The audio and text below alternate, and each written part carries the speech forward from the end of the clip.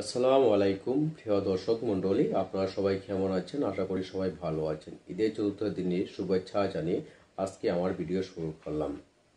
আজকে আমি আলোচনা করব দণ্ডবিধি 306 ধারা সম্পর্কে, অর্থাৎ আত্মহত্যা সহায়তাকরণ সম্পর্কে আজকে আমার আলোচনা। যারা আমার চ্যানেলে নতুন দর্শক, এখন আমার চ্যানেলটি সাবস্ক্রাইব করেন নাই, সকল প্রকার আইন বিষয়ক ভিডিও পেতে আমার চ্যানেলটি সাবস্ক্রাইব করে পাশে থাকবেন।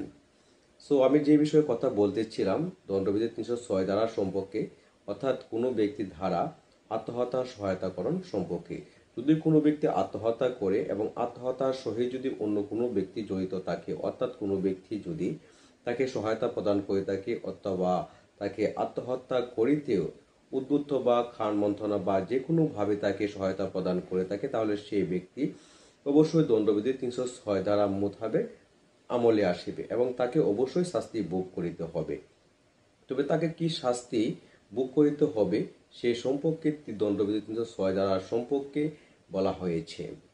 তবে যে ব্যক্তি আত্মহত্যা করেছে সে ব্যক্তি নিজেকে নিজে আত্মহত্যা করতে পারে না এবং কোনো ব্যক্তিকে আত্মহত্যা করতে বা কোনো ব্যক্তিকে হত্যা করিতেও কোনো ছাড়পত্র বা সার্টিফিকেট প্রদান করা হয় না এবং কোনো মৃত ব্যক্তির বিরুদ্ধেও হত্যার অভিযোগ চলে না। কিন্তু যে ব্যক্তি আত্মহত্যা করিতে উদ্যত করেছে বা সহায়তা করেছে তাকে অবশ্যই শাস্তি ভোগ করিতে হবে।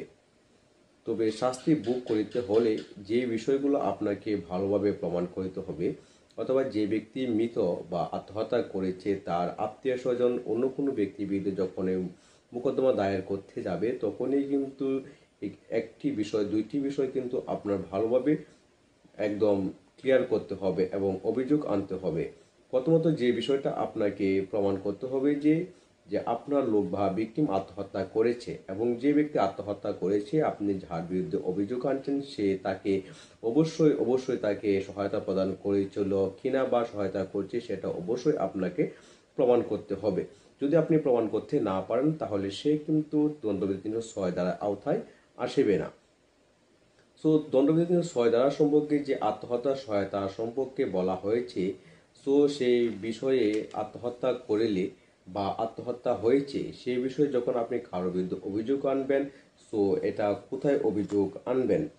এই অভিযোগের বর্ণনায় বলা হয়েছে যদি কোনো ব্যক্তি আত্মহত্যা করে এবং তার বিরুদ্ধে যদি আপনি অভিযোগ আনতে চান তাহলে অবশ্যই এই বিষয়টি আপনাকে প্রমাণ করতে হবে। এই দ্বারা অপরাধ আমলযোগ্য, অরেঞ্জযোগ্য, জামিনযোগ্য নহে, আপসযোগ্য নহে, দায়রা আদালত এবং প্রধান মেট্রোপলিটন ম্যাজিস্ট্রেট জেলা ম্যাজিস্ট্রেট কর্তৃক বিচার্য। তবে এই অভিযোগের ভিত্তিতে যদি কারো বিরুদ্ধে আপনি অভিযোগ আনেন তার শাস্তি কি হতে পারে সেটাও অনেক জানার বিষয়। যদি কোনো ব্যক্তি আত্মহত্যা করে এবং আর কেউ যদি এই বিষয়ে সহায়তা করে থাকে বা যে কোনোভাবে সহায়তা প্রদান করে থাকে তাহলে অবশ্যই তার শাস্তি হিসেবে 10 বছর কারাদণ্ড ভোগ করিতে হবে এবং তার সাথে তার তদুপরি অর্থদণ্ড দিতে হবে। সেটা আদালতের বিবেচ্য বিষয় অনুসারে তার কি পরিমাণ ক্ষতি হতে পারে বা কি পরিমাণ, এটা আদালতের একদম একান্ত ব্যক্তিগত ব্যাপার অনুসারে তাকে জরিমানা প্রদান করা হতে পারে। আজকে এই ভিডিওর মধ্যে আমরা পরিপূর্ণভাবে জানতে পারলাম দণ্ডবিধি 306 ধারা সম্পর্কে, কি কার্য করিলে দণ্ডবিধি 306 ধারা আওতায় আসিবে এবং তার কি শাস্তি ভোগ করিতে হবে। সুতরাং আমরা কাউকে আত্মহত্যা করতে প্রলুব্ধ করিব না এবং কাউকে খান মন্থনা দিব না যে আত্মহত্যা করুক। যার মতো সে চলাফেরা করুক না কেন, যে অপরাধ করুক না কেন, তা কাউকে আমরা আত্মহত্যা করতে প্রলুব্ধ করিব না। আজকে এই ছিল আমার দণ্ডবিধি 306 ধারা সম্পর্কে আলোচনা। যারা এখন আমার চ্যানেলটি সাবস্ক্রাইব করেন নাই, আরো আইন বিষয়ক সকল প্রকার ভিডিও পেতে আমার চ্যানেলটি সাবস্ক্রাইব করে দিবেন।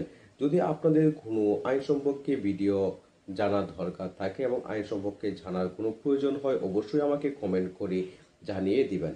আরেকটি বিষয় আমি আপনাদেরকে বলে রাখি, আমি আসাদুজ্জামান জুয়েল, আমি বঙ্গবন্ধু ল কলেজ থেকে LLB প্রিলিমিনারি ফাইনাল ইয়ারে আছি। ধন্যবাদ সকলকে, ভালো থাকবেন।